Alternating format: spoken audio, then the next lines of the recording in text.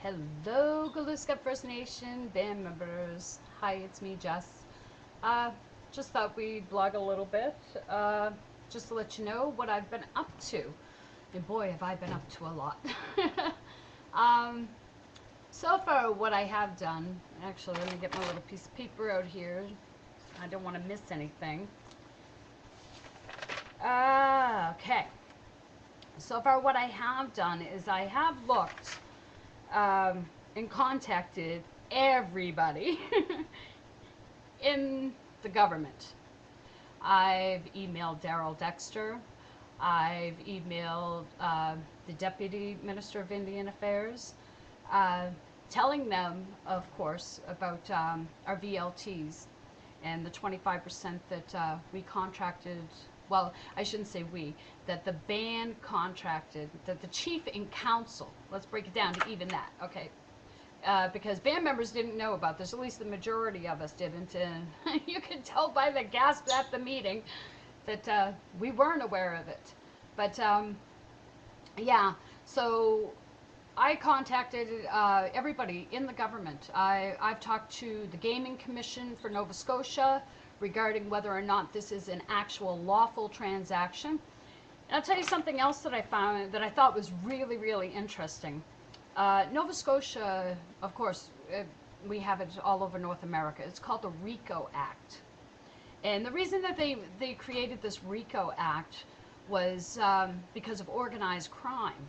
And the fact that organized crime, you know, the mafia, mi familia.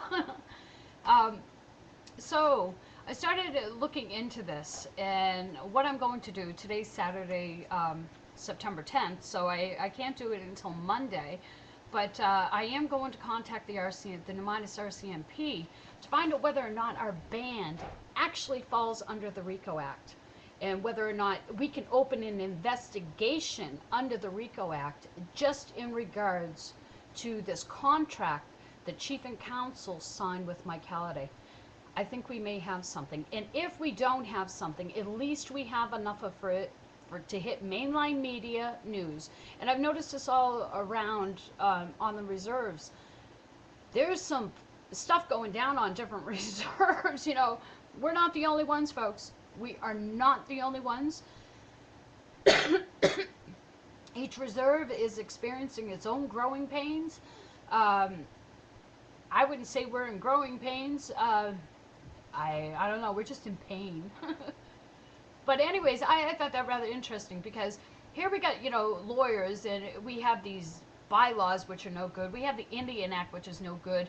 You know, we got our chief and council on alternative funding. You know, they turned our band. We're a custom band. So here we are. We get all these money from these government entities, all based on the fact that we're Mi'kmaq, and then in return we don't have to give them anything. We don't have to supply Department of Indian Affairs with receipts.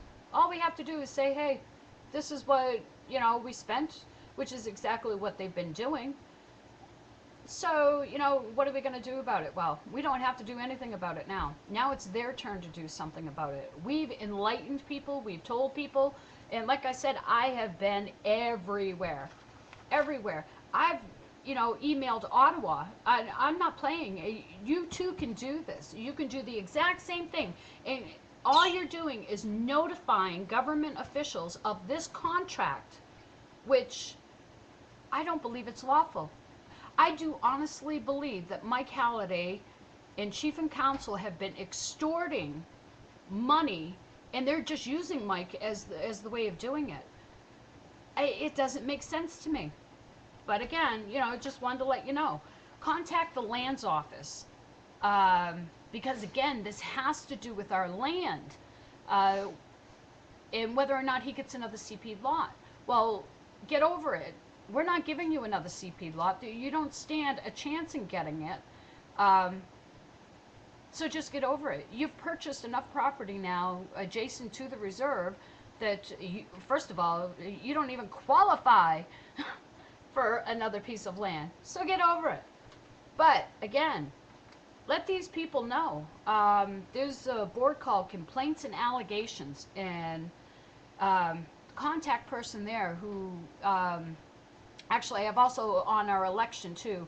I've heard back from election Nova Scotia. I missed their call on Friday because I was out, and but I will call them back on Monday to see what it is they plan on doing about our election, because we all know that we did not have a true election. You can't have a true election unless you follow the rules, and we didn't follow the rules. So therefore, like I said at the meeting, Kristen Halliday is holding that councillor seat fraudulently.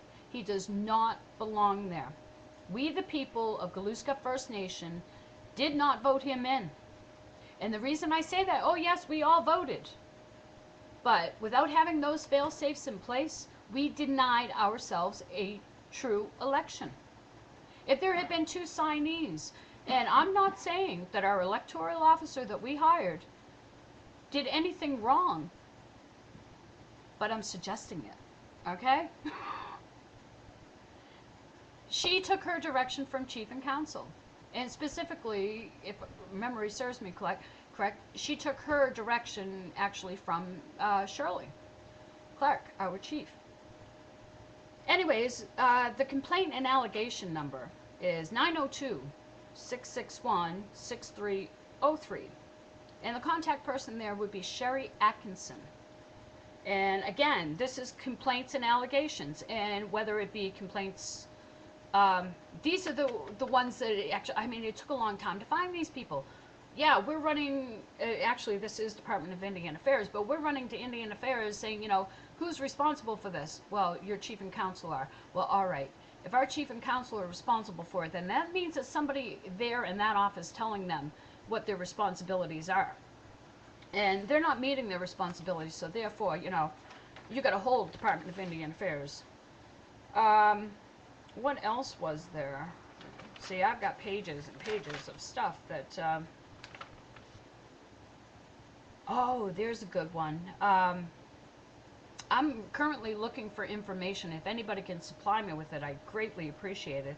Is anyone aware of how many referendums we've actually had in the past, what they were? When did Chief and Council submit them? That's one question I still am trying to get out of Department of Indian Affairs, because they're the only ones who have the minutes of the meeting. Now, you can go and ask our Chief and Council for the minutes of the meeting, and, you know, if you get them, hey, let me know, and I'll go ask. But I'd like to know when they were submitted to a vote and what they were exactly. Because there are a lot of things that had to be sent out to referendum that I never got a referendum on. And only learned of the fact that it passed afterwards. Okay. But, like I said, there's a lot of people here that you can talk to. I suggest you contact the Gaming Commission. The gentleman is Ghislaine Gaudet. I'm not even sure if I'm pronouncing that correctly. But he's the contact at the Gaming Commission. Now, I have contacted him to find out whether or not they have anything to do with the... See, because we signed an agreement with them. And in that agreement, we took 50%, they took 50%. Well, if we have an agreement with them that's how... see, they give you this. In this agreement, you know, I would like to actually see the agreement between Glooscap First Nation and the Gaming Commission, so that you can see the rules that they're supposed to follow. That would be a good thing to have. But anyways, I contacted at the Gaming Commission. Their number is 902-424-2203. Also, you know, take a look at the emails at Department of Indian Affairs. Copy and paste. You only got to write it once and copy and paste. And you can send it to everybody. You know, but emailing everybody is making everybody aware of it, so that when we really don't get our answers, we can sit back and we can say, look, this is where we didn't get our answers from. It's important. It's important. I've noticed that they're hiding this, actually, news media-wise. The only one who was even willing to pick up the story was Frank News. Local media doesn't want anything to do with it, which is funny if you ask me. It's funny that before Shirley Clark telling us that before our annual assembly this year that she had actually met with Daryl Dexter. Now, wouldn't that be funny if she got Daryl Dexter to get the news media to back off. Did it happen? No. But it would have been nice. So, what else have we got? But anyway, I really am interested in this this RICO Act, the racketeering. You know, there is a law, and it does affect them. And like I said, the law was created because these families were getting away with so much, and they couldn't. They were hiding money in so many places. And if you look, that's exactly what our band's doing. And I'm wondering, can they be charged under the RICO Act? All right. Okay, just wanted to let you guys know what I was up to. And I know a lot of people are only going to be able to come here to YouTube to actually see this because I have cleaned up Facebook. And the reason I have cleaned up Facebook is because I just noticed that band members, some of us are content to sit back and take it up the butt, you know, and good for you. Hey, take it any way you can. There are those that, you know, are being treated special. All right. Hey, have at it. Have at it. It only goes to show, you know, what we are willing to do as people. What we're willing to sacrifice of ourselves, you know. And, hey, you got to live with that karma. I don't. But I just want you guys to know that, you know, I had to clean it up. There's just too much infighting and, oh God, too much drama, needless drama. I mean, if we were discussing real issues and, you know, they actually had really good points to make, instead they're just spreading gossip about each other and, you know, doing their best to put each other down. And, you know, that negative energy I don't need in my life. And no, not for me. Not this girl. Anyways, folks, I want you to take care of each other. You know, take care of yourselves, but definitely take care of each other. We're all we got left. But Aknin Geselu.